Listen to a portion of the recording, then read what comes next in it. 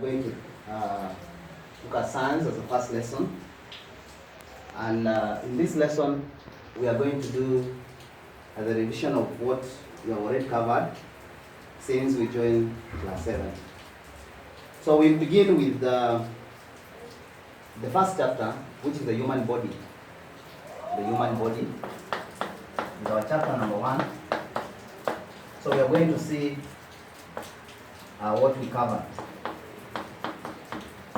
Now, just to remind you that in class 5, we discussed about the breathing system, the digestive system. Then in class 6, we dealt with the human reproductive system, where we mentioned parts that are involved in reproduction, both female and male. And then, of course, in class 7, we are going to deal with the human body, and here we're going to look at the blood circulatory system as a whole. So, number 1, we are going to see what the meaning of blood circulatory system. The meaning of blood circulatory system. Now, number 1, we need to know what is blood circulation. And blood circulation is the movement of blood from the heart through the blood vessels and back to the heart. That's what we call blood circulation. Now, for this blood circulate, it needs to have some organs or some parts that will assist it to be able to move from the heart through the blood vessels and back into the heart. So there are 3 parts of the blood circulatory system. There are 3 parts of the blood circulatory system. Number 1 is the heart. The heart is number 1 part of blood circulatory system. Now the heart is a pumping machine, the pumping part, pumping organ, the one that pumps blood throughout the body. Number 2 is what will be pumped, which is the blood. Blood is the other part of the circulatory system. This is what is to be pumped. So the heart pumps blood.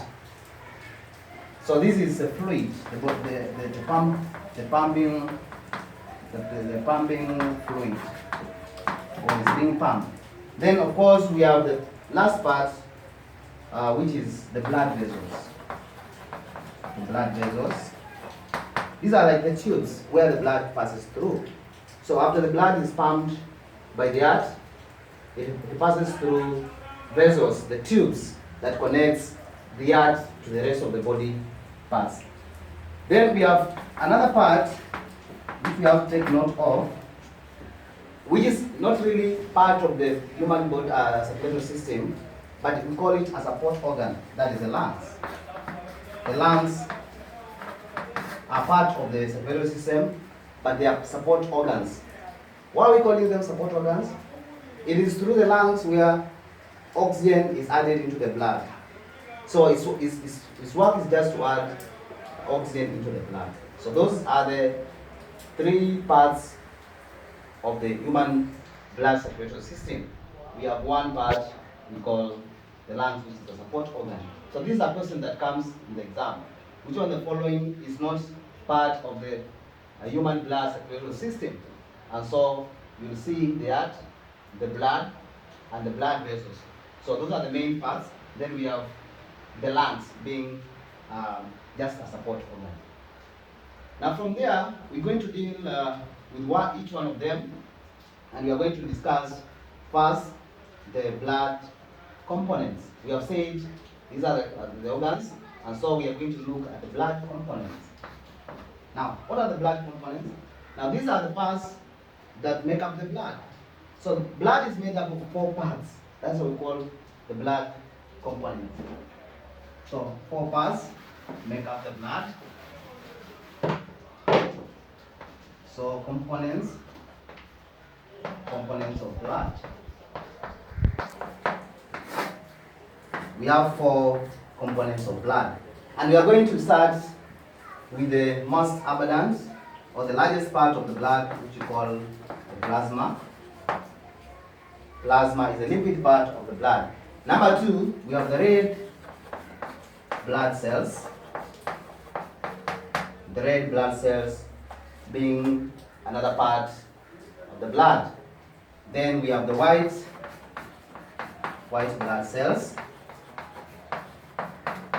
And lastly, we have the blood platelets. Now we are going to look at each one of them briefly. We are going to discuss each one of them briefly. And maybe we cite 2 examples of the functions of those parts. Now, number 1, the blood plasma.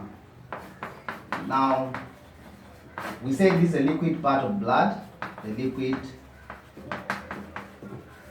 part of the blood. It occupies the most part of the blood. Now, its work is maybe number 1, to transport waste. What are these wastes? There are so many wastes in the body, and if they are not removed from where they are created, they may lead to other things in the body, like diseases. So one of the wastes that is removed by this plasma is the oxygen.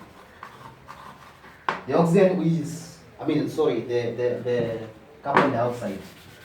The carbon dioxide. After the blood is utilized, of course, the oxygen in it is utilized, and then you find the blood is more of carbon dioxide than the oxygen. So the carbon dioxide must be removed through the lungs so that the blood now can be cleaned and being the oxygen being added to it. Another function of the blood plasma, of course, is to suspends all other components of blood. We have plasma being one of the components, so the others, which is red blood cells, white blood cells, and platelets, are suspended in the plasma, in the blood plasma, the liquid part of the blood. And so another one is transports hormones. Transports hormones to where they are produced, to where from where they are produced to where they are needed in the body. So that's another function of the blood plasma. So we are saying it occupies the most part of the blood, and it's pale yellow in color.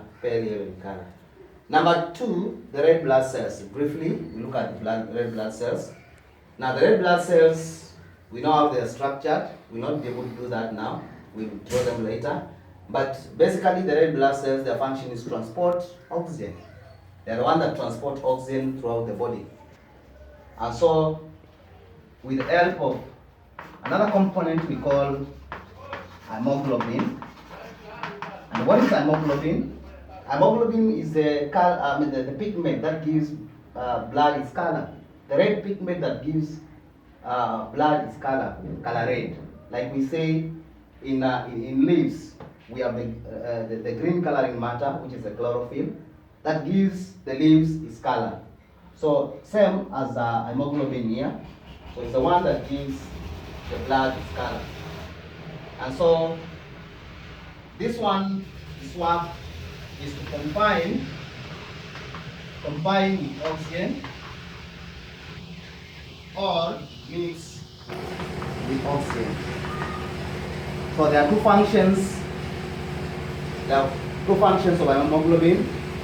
Number 1, combine with oxygen. If you don't see that in an exam, you see mix with oxygen. So it's very, very important to mix it with oxygen, and then it's transported by the blood.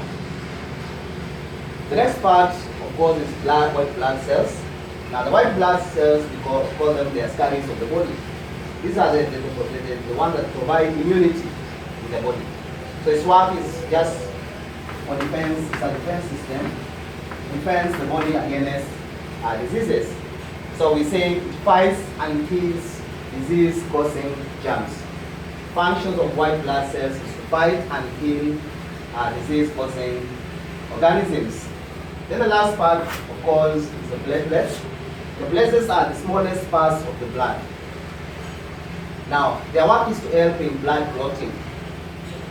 once you have an injury, say you are cut by a knife when preparing something in the kitchen, the blood clots at the part that you are cut. That what enables that blood to clot is what we call the platelets, and it's very, very important to be in the body, because if you don't have the platelets, it means that all of your blood is going to ooze out, so you are going to be left without blood. So the blood clotting is held with two things. Number one, vitamin K and mineral calcium. These two, vitamin K and mineral calcium, assist in blood clotting. Blood clotting. Blood clotting is held by vitamin K and mineral calcium. These two are the ones that make blood to clot. And after the blood clots, it provides a coating on the upper part of the wound. That means no diseases or germs that can enter through that wound into the body. So a question comes, which of the following helps in prevention of entry of germs into the body? I repeat the question. Which of the following helps in prevention of entry of germs into the body? Entry of germs into the body. So if you see that question, entry means they must enter through an open cut. So that will definitely be platelets. Platelets will be responsible for that. But if you ask which of the following helps in killing, fighting and killing disease-causing germs, of course that will be the white blood cells in the body. So we are through with the blood components. I've said number one blood component is blood plasma, which is the largest. Then we have the red blood cells, of course, which transports oxygen. Then we have the white blood cells. The white blood cells that fights and kills disease-causing germs. And then we have the last part, which is the blood platelets, which help in blood clotting with help of vitamin K and mineral calcium. So that's all about the blood components and their functions. Then from there, we look at types of blood vessels and their functions. The types of blood vessels and their functions. Now, when we talk about blood vessels, these are tubes in which blood passes through. So after blood is pumped through from the heart, it takes different parts, or rather the different vessels, transport it from that particular heart to the rest of the body parts where it needs to supply oxygen. So we are going to look at the main blood vessels, and when we talk about blood vessels, we are going to categorize them into three. So the blood vessels are categorized into three. Number one, we have the largest blood vessels. We call them the arteries. Arteries are the biggest parts of the blood vessels. Now, number two, we have the blood veins, and then we have the blood capillaries. Lana, take care note of this. We have the arteries, the veins, and the blood capillaries. Now we are going to just mention a few things about the arteries, and I will illustrate what arteries look like. And we are saying the main artery. The main artery, of course, is the aorta. Aorta is the main artery. The main artery is aorta because, of course, it pumps blood. It carries blood from the heart to the rest of the body parts, and it's the main artery. We have other arteries like the pulmonary artery. Pulmonary artery. And this pulmonary artery, we are saying it carries deoxygenated blood. Deoxygenated blood from the heart from the heart to the lungs. Once blood comes from the body parts, we know it's dark red in color, meaning that it doesn't have oxygen. So that blood is taken to the heart through another vessel that I will tell you later. Then it's pumped from the heart to the lungs through what we call pulmonary vein, not artery. Pulmonary vein. The main artery, sorry, is the artery. So the pulmonary vein is on the other side, carrying blood from the lungs to the heart. So we have said the main artery, of course, is the aorta. Then we have other arteries. But I want to structure what an artery looks like. Now, an artery, there are few characteristics of an artery that we can be able to see here. Now, the hollow part of it, this hollow part, we call it a lumen. So arteries have a narrow lumen. If it has a narrow lumen, it means that the layer here, from this part to the outer part, is thick. So if they have a narrow lumen, then they have a thick wall. So they have narrow lumen and thick wall. The reason why they have a narrow lumen and a thick wall is that the thick wall enables us to accept a lot of blood with pressure, so that can be transported to the rest of the body parts. Now, if it has a narrow lumen, a thin wall, if the wall was very thin, it means that once blood passes through there, it is going to burst because the blood is under high pressure. So this is to withstand the pressure by the blood that is coming from the heart, which is under high pressure. So this is a wall that is going to prevent bursting of that artery. Now that's all about a few things about the arteries. So we've seen that this thing, we call it a thick wall. Sorry,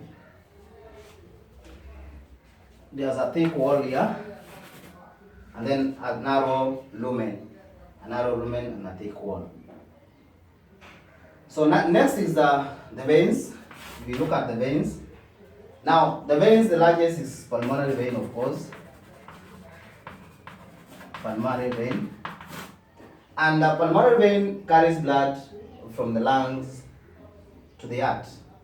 Remember, this is oxygenated blood from the lungs to the heart.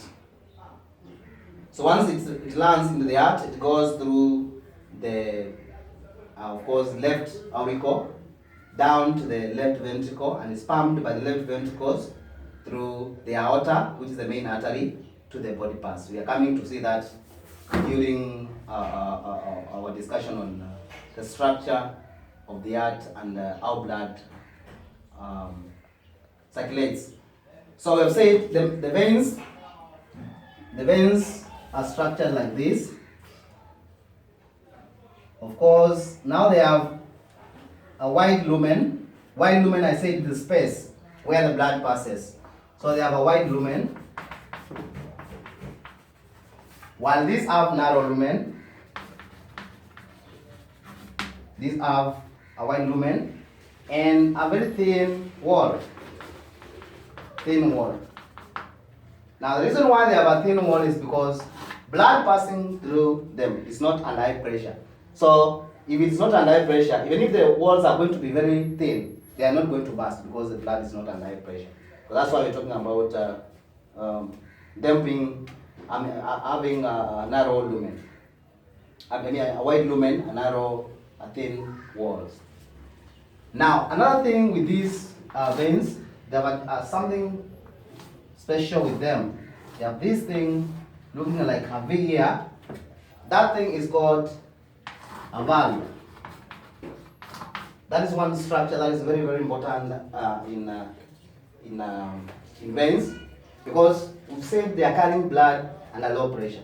So there is likelihood of this blood, once it goes through the veins, because it's under low pressure, it can come back.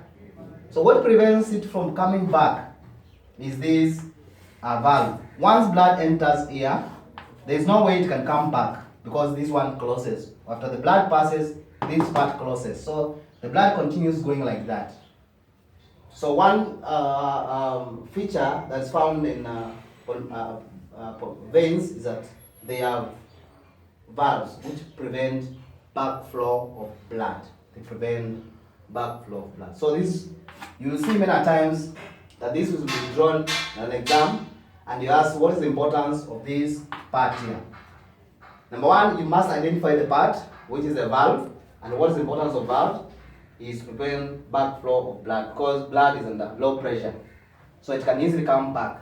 So for them to retain blood and to transport blood well to the heart, they must have this particular structure. Of course, there are so many other functions or characteristics of veins. We'll discuss them later. The next part, of course, is the capillaries. Now, the function of capillaries, of course, is to connect the arteries and the veins. They just connect arteries and veins. Why are they connecting? To supply blood. If you look at your friend's eye, back at home there, look at your friend's eye. You see small red things in your eye like this, inside your eye. This is what we call the blood capillaries. They connect arteries and the veins. So if you can just draw what it will look like. This is what it will appear. That's how it will appear. So we will have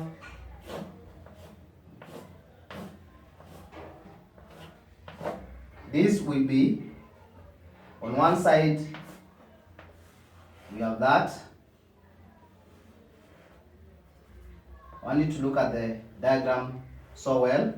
Then on the other side, we will have something else like this. And then we have this. If you are keen on what we have said in our discussion about the arteries, the capillaries, and the veins, you realize that we can be able to name these blood vessels. These are three blood vessels. Just look at them clearly. These are three blood vessels. Now, depending on the characteristics that we have just said, can we identify this blood vessel? What is this blood vessels? If you look at it very well, that it has a wide lumen and a narrow, thin wall.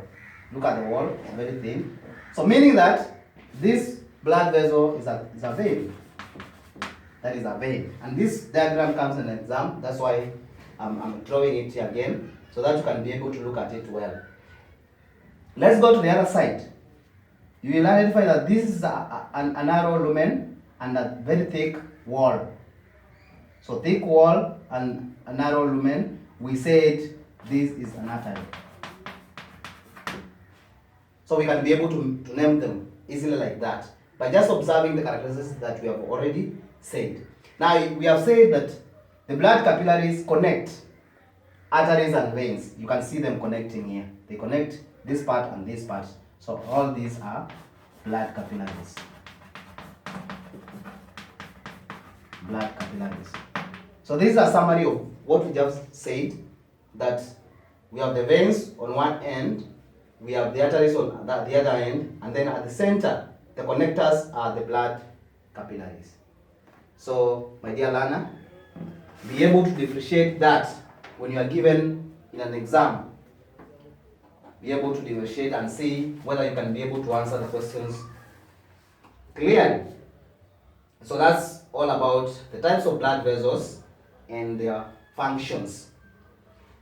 Now the next thing that we look at, of course, is the structure and functions of the heart. The structure and the functions of the heart. All this is under the human body. We say blood circulatory system. And so next is the structure in the function of the art. Now I'm going to draw a simple diagram of the art. So the structure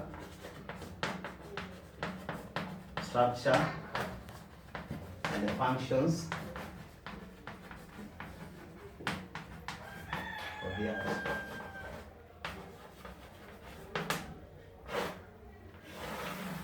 The structure and the functions of the art. Now before I draw the art, I want to explain a few things about the art. And this, in the art, we are going to see chambers. Chambers are like divisions. So the art is made up of 4 chambers. We have 4 chambers. The upper chambers, of course, are called auricles, and the lower chambers are called ventricles. So why are we saying 4 chambers and yet we are saying there are only 2, auricles and ventricles? Because the upper chambers have a left side, so we have the left ventricle and right auricle, and left auricle and right auricle, because we have said the upper chambers are called the auricles. So there are 2, left and right. So on this other side, we'll also have the left ventricles and right ventricles. This makes a total of 4 chambers, but the art is divided into 2, the auricles and ventricles, which gives us the 4 chambers: left auricle, the right auricle, left ventricle, and right ventricle.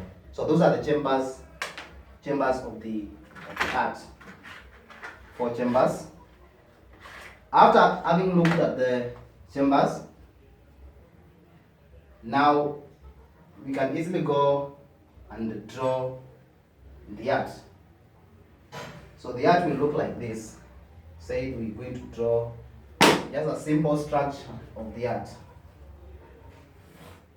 Simple structure of the art.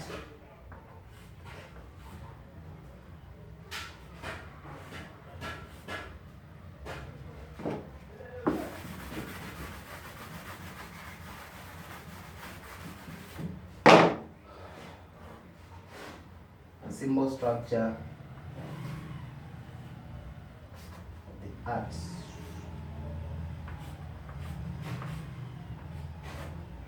It's not going to be complicated, just a simple one.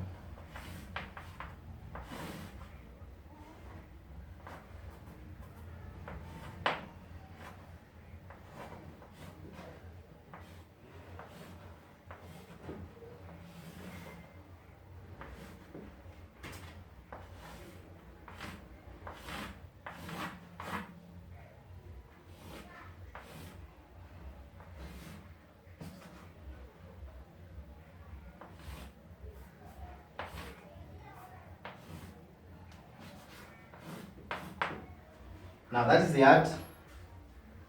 Now what we've just said is that the art has got two divisions. The upper divisions and the lower divisions. Now this on this side, I want us to understand why one is right, the other one is left, and so forth and so on. So if you look at this art, the way you are facing the art like that, if there was another person on the other side, you are facing the person like this. This person's hand is the left of where you are facing. So we call this, so the art is normally on the left hand side. You can be able to see it, left hand side. So where we have, it's very easy to identify the divisions. Where we have the right, that becomes the left of the art, of the art. So right becomes the left, so this is left auricles, And then the left becomes the right, so this is right auricles. Simple as that. And so what is here, just transfer it here. This is right, but the down ones are ventricles. What is here is left, so left but ventricles. So that is exactly what the heart looks like. There's something I've structured there. I'll tell the importance of that part later. So this is left ventricle, this is right ventricle, right auricle and left auricle. So that is the structure of the heart. Now, we want also to include, I want to discuss the structure and how blood also circulates. We want to tie them together, the structure and also blood circulation. Now, we want first to mention these blood vessels. Remember we have just talked about blood vessels in our previous discussion. And so we want to name them. We want to name them. What are these blood vessels? Now, if you look at this blood vessel, we are going to draw something here to represent, this one represents body parts. Body parts. Body parts includes the ears, hands, fingers, and whatever other part other than the heart. So that's what we call the body parts. So on top here, you allow me to wrap this to get a small space for that. So on top here, we are going to have this other part we call the support organ, and we have lungs. Lungs are on the other side. So that we can be able to see how blood circulates as we name the blood vessels. So we want to name the blood vessel here that comes from the body parts. That is blood vessel number 1. That is blood vessel number 1. This blood vessel is originating from the body parts into the lungs through the right auricle. So what is the name of this blood vessel? Of course, this blood vessel has what we call valves. So definitely this one is a vein. And what is the name of this vein? We call it pulmonary. Vena cava. We call it vena cava. Let me just write it down here so that I can get space. So we call it vena cava. So vena cava is on our left hand side of our side, which is the right hand side of the heart. So that is vena cava. Now vena cava carries blood from the body parts to the right auricle to be pumped downwards. I'm sure you have seen something I've drawn here like that. This is not for beauty. There is a reason why it is there. So once blood comes here through the right auricle, it goes down through this structure looks like this. So you can just guess